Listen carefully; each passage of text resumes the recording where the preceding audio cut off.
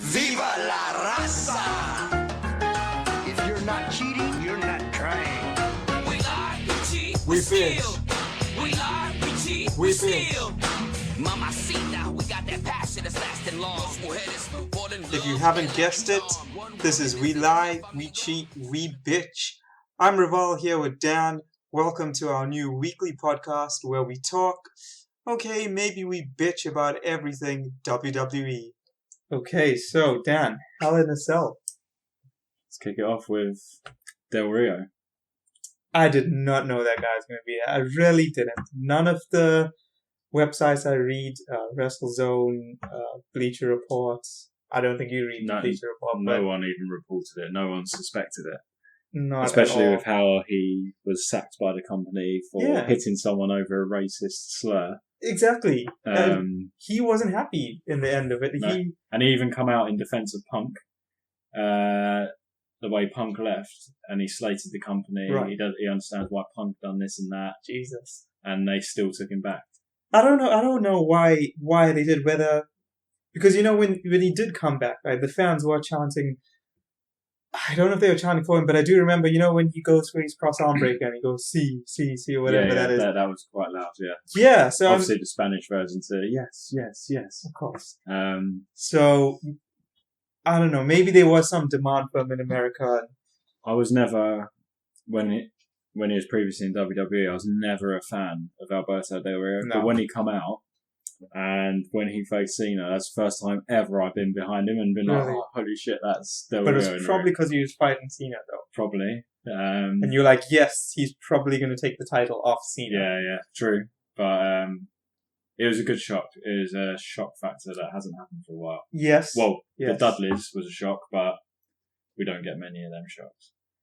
True, but the whole point of Alberto Del Rio, right? I never liked him. The way they packaged him, they pretty much made him the Mexican JBL cross Eddie Guerrero. That's the problem with Del Rio. Why he struggled to get over with me, I think, because Eddie Guerrero. Yeah. How great he was, and now there's Alberto Del Rio. Like, fuck off, man! You're Eddie Guerrero. Exactly my point. Because the whole.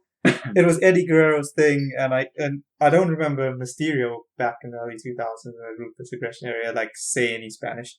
Maybe he did, but Eddie Guerrero always brought this slang "Olo le vato" or whatever. Eddie Guerrero him was and just Chavo. Amazing. That guy was just terrific. Exactly. So anyway, let's see what Del Rio does. He's champion now, so yeah, but it's just so great. Cena is now out of the picture. He's gone for however long. Reported to be back earlier than first thought, but it's great to have him off TV for a while. Exactly. I hated the fact that he beat Rollins. I just hated that fact so much to win the title back. I didn't get it. What was the point? What was the point in Rollins holding it for a month or whatever it was? 3 weeks. Yeah. What? Why? I mean, if you're gonna, in that pay-per-view, he could have just lost both, and it would have made more sense than him losing one. Yeah, definitely. Yeah. But anyway. Ridiculous. But anyway, the Hell in a Cell matches. To start First with one. Reigns and Wyatt. Fucking brilliant. Wow. I did not expect that, to be honest with you. I expected some PG era bullshit. Yeah, I did too. I didn't expect them to start putting tables and chairs the way they did. I'm a big fan of them both, and I know a lot of people don't really like Reigns, but I like Wyatt. I love the Wyatt family, always have done. I love the Shield, so I feel like I need to like Reigns. So I was pleased with the match because I thought I was going to be disappointed, but yeah, as you said, the 2 table spots they had, amazing. Especially the spear. I think it was 3. There was a spear, there was the slam, and didn't Reigns powerbomb Wyatt from this corner? Yes, he did. That was brilliant. But the spear through the table, holy shit, that was so good. It did look good, didn't it? It was really good. I think both of them took a heavy bump of it. Yeah. They both must have got hurt a bit. And I think the one that was a bit underrated was Reigns', where Reigns was thrown from the apron through the table. He had quite a bad landing, and the crowd were like, holy shit. Yeah. And that was a great, that he took a bump there as well. The crowd was really behind that match, and I hope that pushes Reigns into a more favourable, I don't know what you're going to call it, position with the fans, because he didn't deserve what happened to him last year. At the Rumble. Yeah, he did That not. was shit because obviously, 2014, everyone wanted him to win that Rumble. Yeah. And he didn't. Batista won it. We won't go there. But then this year, when it looked like Reigns could win it, the fans just hated it. Like, what has the guy done? He's done nothing. Yeah, and to deserve that. But again, that's the way the product is. exactly. As soon as there's a baby face and someone winning all the time, the fans turn, and that's the problem. But you know what though? Like straight away, you can say the fans turn or whatever, and you can just straight away see what they were doing with Reigns, and that's why the people got so mad. They were trying to make him the new John Cena. Yeah, yeah. And he pretty much is already. If you listen to the crowd in that match, the kids were going, "Let's go, Roman," and I guess the guys. Roman sucks or whatever. Yeah, it was the exact Cena chart, but aimed at Roman. So yeah, I don't know whether he's screwed. I hope it doesn't go the Cena route with him, but it's bound to. They'll need a new face. It was going to be Daniel Bryan, but it's not going to be Daniel Bryan anymore. No. So hey ho, hopefully his career isn't over before it begins. Sort of. Pretty much, yeah, WWE. exactly, yeah. I mean, I feel for the guy, but again, Bray unlucky. Go to his opponent Bray Wyatt. Like, I love that guy. He is so sick. I think he does. He plays his part really well. His But character's he's into amazing. his character. He's really into his character, and I love everything about the Wyatt family. It's cool. There's 4 of them now. That guy's massive, but we won't talk about him at the moment. No. Yeah. Bray Wyatt's just Bray Wyatt, isn't he? He's just freaky. He is, as he says, the new face of fear, and that's what I like. And it sort of reminds me of, like, I've only watched clips, so I was really young. A little bit of, you can sort of compare it to The Undertaker when he was in Ministry. Yeah, he's Bray Wyatt of freaky. the Wyatt family, yeah. So that's And you know what? I don't think a lot of people appreciate this, right? But it was probably more, obviously, a coincidence than anything else. I hated these tattoos on his arms. I hated it. And when he was Husky Harris, I was like, you look like an absolute dickhead. What do those tattoos I think mean? yesterday or the day before, I actually saw a picture of him as Husky Harris with his Nexus t-shirt, Right. and you just looked at him and thought, you look like a complete goon. What Exactly. what is that look? But now those it's so relevant. Yeah, it Like, just matches. Tombstone's blood, like, yeah, it's just It just matches his character perfectly. And obviously the other guys in his stable do well. yeah, So, definitely. That's good. But the big one, obviously, Taker and Lesnar. That, Wow. that was one of the greatest matches I've seen this year by far. I think I won't class it as good as the Reigns and Lesnar match purely because of the ending. I think the ending stole the show. Rollins, cashing in, yeah. That I think that surprise factor just boosted that match. I mean, that last 30 seconds or whatever it was unbelievable, but this entire match was good from the time the ring bell. What am I saying? From the time the bell rang. So that was brilliant. What are your thoughts? Great match. I mean, obviously they dubbed it as the last time you'll ever see Taker versus Lesnar, which was sad to hear. Very sad. Obviously meaning Taker, but had everything, didn't it? Blood, which is great. To Lesnar throwing a doctor out the ring that really pissed McMahon off. It was brilliant. Like even lifting or ripping the canvas up. That was exposing the wood. There's literally can you remember that happening? I don't remember that happening at all. Ever. I mean, as in someone ripping the canvas to expose the wood to hit someone. Yeah, top of my head, I can't think of any. No, I should have had that, but there might have been. But top of my head, no. I really thought the match between him and Taker, as in Lesnar and Taker, WrestleMania 30 when he lost, right? Yeah. I felt that match underwhelming. I really did. I don't know whether it felt like they kept selling it as Taker's too old, he can't keep up with Lesnar. But I didn't get that same feeling when I watched this match. In this match, no. Yeah. No, it was brilliant. Taker, if you think of Taker though, he's in much better shape and health now than he was back at WrestleMania 30. Because there was all that, there's rumours about having operations, wasn't there? I can't remember. Something like that, I think. And obviously he collapsed at the curve and stuff like that. Like, he just wasn't in good shape. But I think over the last couple of matches with Lesnar, he's looked pretty decent, which is testament to him because he's like, what, 50? Whatever, exactly. Crazy. If you look, even Sting had it rough going against an opponent like Rollins, who's, I wouldn't say the biggest guy in the world. He's tall and he's got some muscle on him, but he's nothing compared to Lesnar, because Lesnar is doing everything harder with more impact. The bumps you're taking are gonna hurt. I mean, are you convinced that Lesnar didn't blade and Taker didn't blade? Am I convinced? But they both did not blade. It looks quite... Well, honestly, when I was watching it, Lesnar he was sitting there at the ring post. I was like, is he... I was waiting for blood. Yeah. But apparently he did actually headbutt that ring post. Right. Apparently he had 9 staples in his head and the blade weren't called out. Yeah, did you see the pictures? I don't know who released. I think it was WWE.com. Joey Styles. I saw. Oh, really? Tweet a picture. I think it was actually from WWE.com. Was it black and white? Yeah. It's WWE.com. So there was a ton of staples in his head. How many did you say? 9, I think. Jesus. I didn't read any. I just heard it was 9. But that's my whole point. Like, this guy is going in there to hurt himself and hurt you. And Taker's over 50. That's why the crowd, especially adults, absolutely love Lesnar. Just because he gives it the so-called real factor, like to wrestling. The whole UFC, I prove myself. Yeah. I'm the real deal, Amazing. Every Lesnar match, or every time he's on any WWE program, people will watch. Exactly. Even if it's for 5 seconds, 5 minutes, 5 hours, people will watch because Lesnar's on. I mean, even those live shows, if you want to call them that, the Beast in the East. Beast in the East, yeah. And was the Madison Square Garden one. I don't know if they named it anything. Top of my head, can't remember.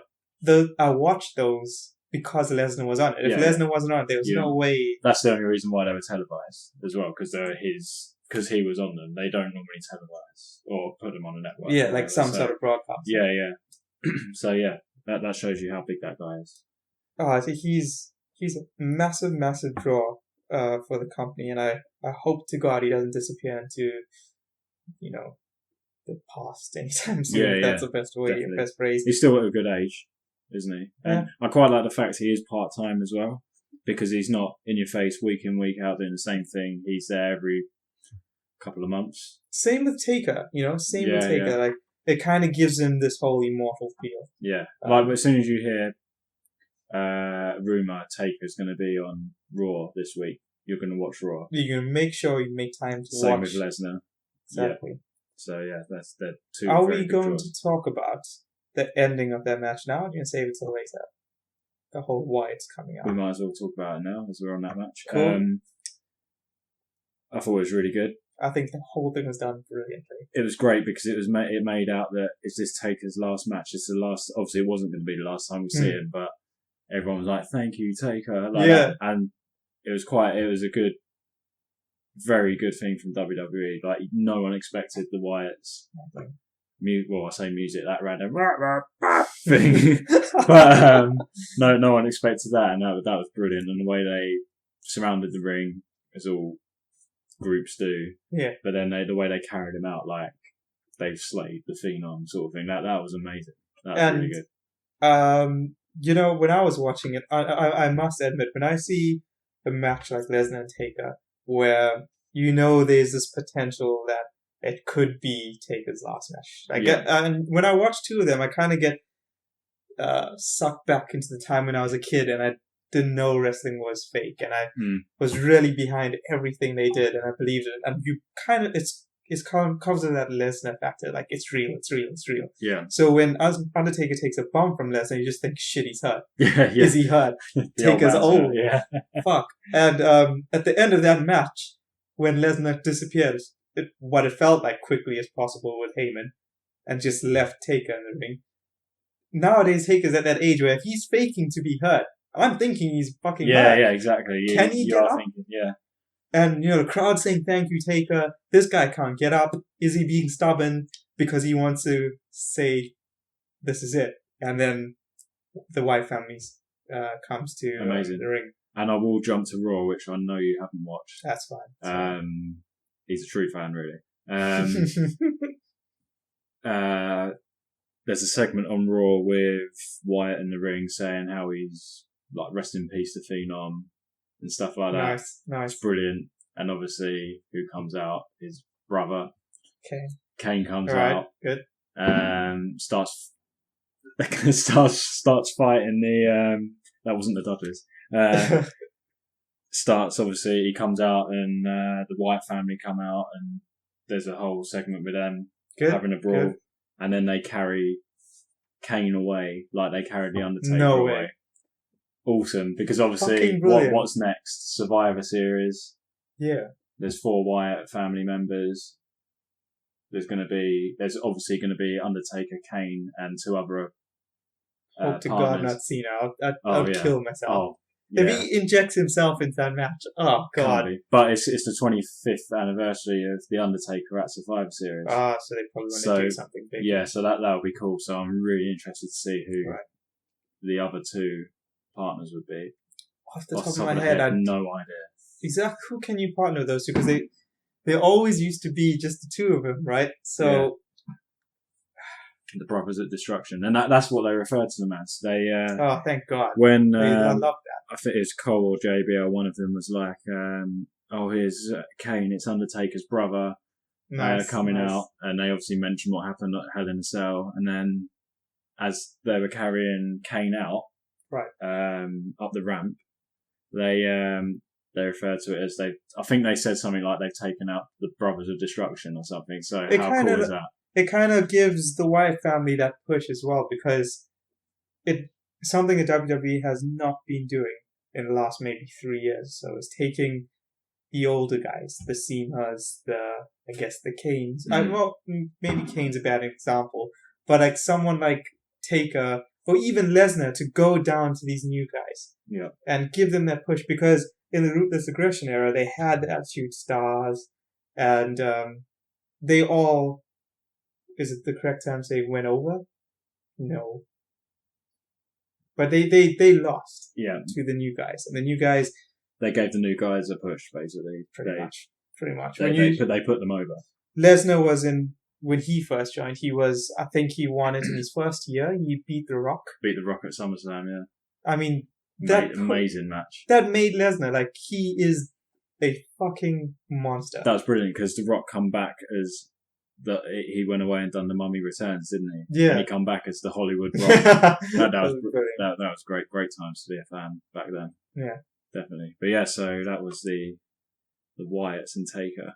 And while we're on that subject, two brutal Hell in a Cell matches, especially Taker and Lesnar. But you always look back at it and think, what a great match. There's blood, everything, even this era. But then there's a pink rope.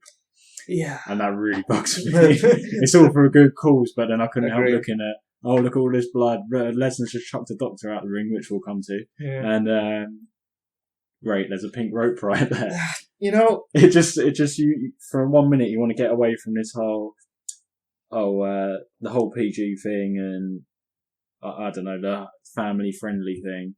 And then there's just a pink rope there. And that really, as much as it is for a good cause, it's like, for a match like that, don't have a pink rope there. Yeah, I mean, they could have did it in any other pay-per-view. Yeah. Well, they do it all through October, don't they? So okay, that. But it's just a little bit annoying. Like they're hard to get away from. Yeah. Really hard to get away from. It always bug you. Look how like when you try and say, if there's people that don't like wrestling, they say, "Oh, it's so uncool to watch wrestling." And you say, right, watch this match. This is how cool wrestling is. Haha, there's a pink rope. It gives them something. You're just like, yeah, exactly. So, but all for a good cause, I suppose. Yeah, I mean, like, that's why it doesn't bug me as much as you, but I just wish they had the black ropes for pay-per-views. It gave it that special kind of feel, like, okay, it's a joint pay-per-view, it's special as hell. Yeah. It's black, it's dark, people always are bleeding, and that's what it reminds me of. I used to... The white ropes are actually a massive issue for me, because I used to love, when you had the brand split, but even before that, and when SmackDown first come on, you had red ropes for Raw, blue ropes for SmackDown, 2 complete different shows. Even if it was the same roster, it's still 2 different shows. And then, as you said, the black ropes for pay-per-views. But back in the Attitude Era, it was before SmackDown. You had red ropes for Raw and still red ropes for pay-per-views. So part of me is like, white ropes shouldn't annoy me for Raw and pay-per-views, but it's the fact of you should have just kept red ropes for Raw. Like white, and I don't know. Better I like for HD. I think you told me that before, but I didn't. It's supposedly better for HD, but also I read an article of how much they prefer to have all white ropes to show it's one brand, whereas they had the brand split. Right. Yeah. Yeah, I'm not a fan of the white rope, and I'm not a massive fan of the pink rope. Keep that to Raw. Right. Exactly. Or it actually even bugs me having 2 white ropes and 1 pink rope. Just make all the ropes pink if you want to do it. Ooh, duh. Yeah, I know, but like, not for the pay-per-view, but like, why just the 1 rope? Just have all 3. It just bugs the hell out of me. Let's move on to November quickly. Cool, man. But, right, so, spoke about the 2 Hell in a Cell matches. Something honestly, I think most of the so-called WWE universe does this. They have to skip through, I guess, a pay-per-view or a Raw because who has time to watch 3 hours of Raw? 3 hours pay-per-view, 3-hour Raw, and SmackDown isn't great, really, is it? Exactly. So there's going to be some skipping, of course. So when I was skipping through Hell in a Cell, I had to watch. It's right, I'm shooting him because he's not a real fan and he skips. If you can hear that noise. Oh, close these windows. Yeah, carry on, man. Skipping through. So skipping through Hell in a Cell. Yeah. Just like how we unfortunately have to skip through certain things. There's just not enough time in a day or week to watch 3 hours of Raw, watch 3 hours of, whatever pay-per-view is on, and watch, I think, 2 hours of SmackDown. Yeah. So I was skipping through Hell in a Cell, and I went to the Nikki and Charlotte match. And I noticed both of them were on the top rope. And I was like, let me just give them a chance. I'll give them a second or two just to see what happens here. And man, did Charlotte pull off what a move from the top rope. What are your opinions on that? Again, I also skipped that. I literally, I come back from holiday, I was tired, but I was like, I need to watch Hell in a Cell the next morning or next day, whenever it was, and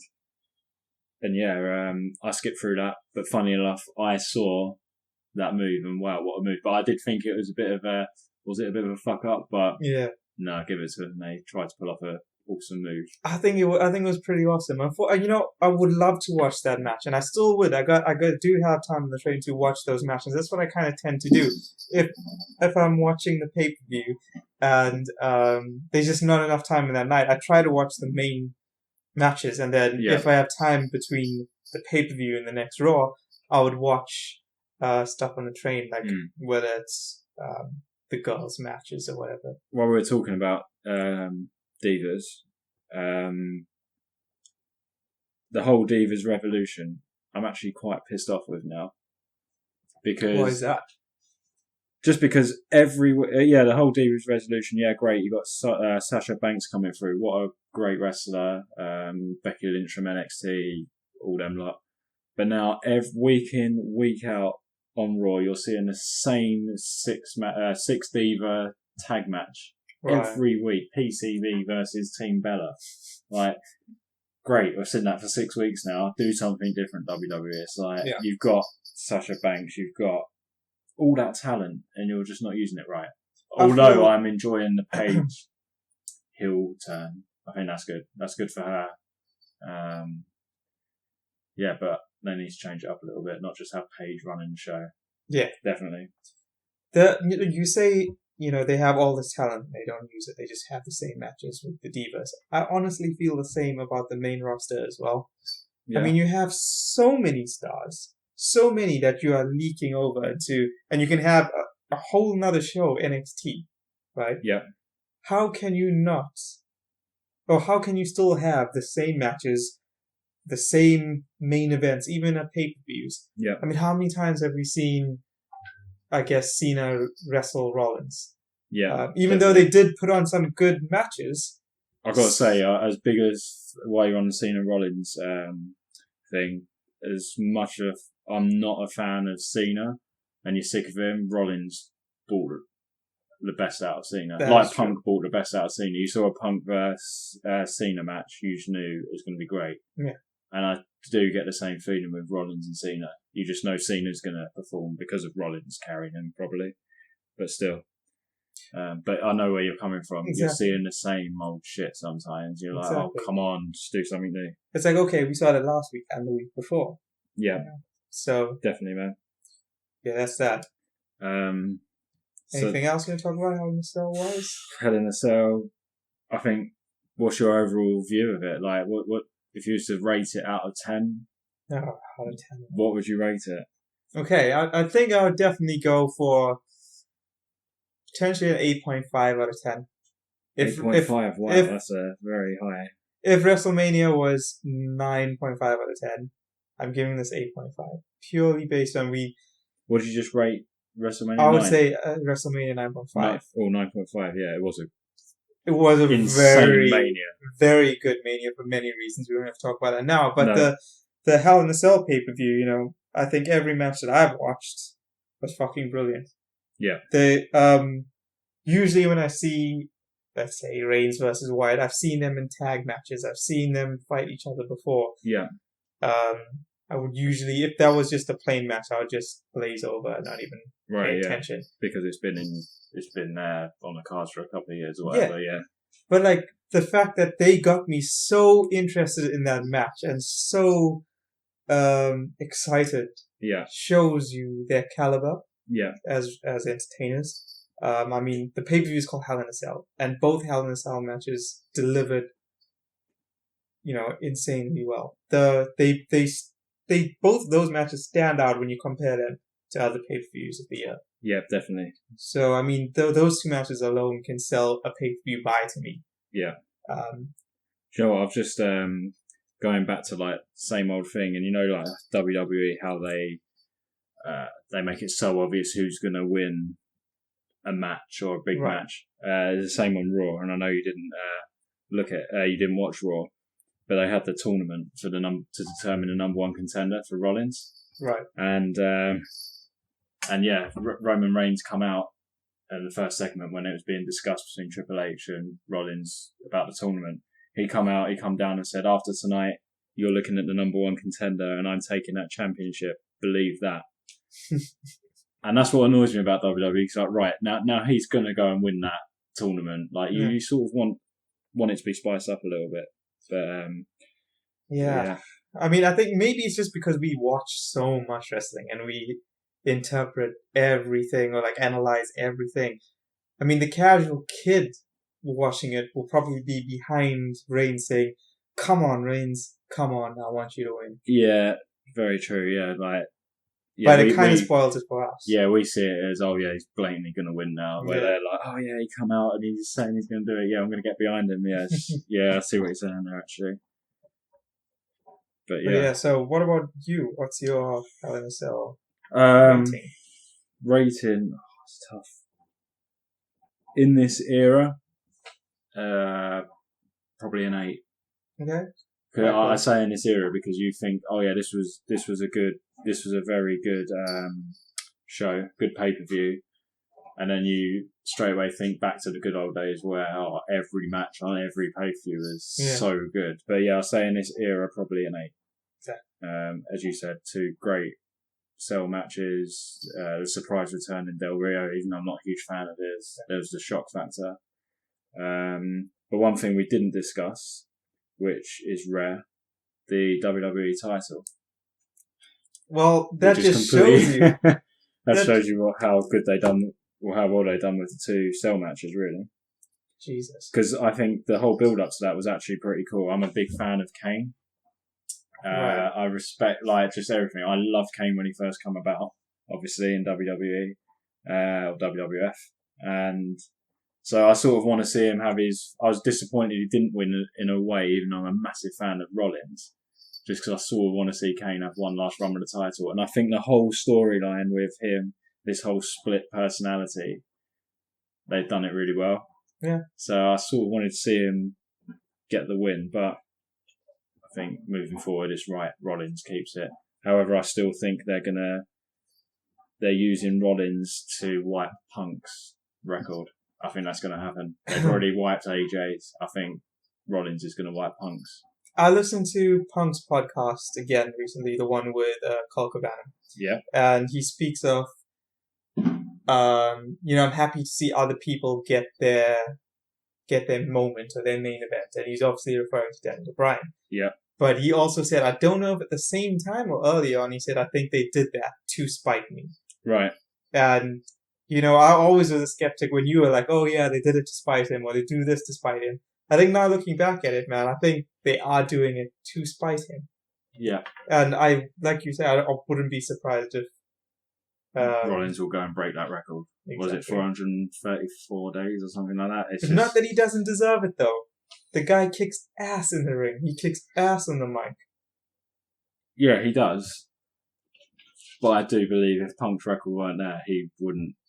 Right, I see what you're saying. He wouldn't have that run. I think it is just to spite Punk. Not as good as Rollins is. His ability is unquestionable, but I really think it is just to spite him. To spite Punk. Because look at Nikki Bella, man. Like she dropped the title in the next defense after she broke the record. So insane. That was just to spite Punk because of AJ Lee. Yeah. And yeah, that's ridiculous. I think that's what they're doing with Rollins as well, which is frustrating. Man, if he drops the title the day after he breaks it or something like that, or the next Raw or the next pay-per-view afterwards, it's going to be hilarious. Yeah. Absolutely hilarious. But, I think the internet will blow up as usual. It will. But yeah, I think that's pretty much covered everything we've had in the cell. Yeah, pretty much, man. But, yeah, cool. So there we have it. The first podcast over and done with. Thanks for listening. Please like and share. Tune in next week when we discuss Monday Night's Raw.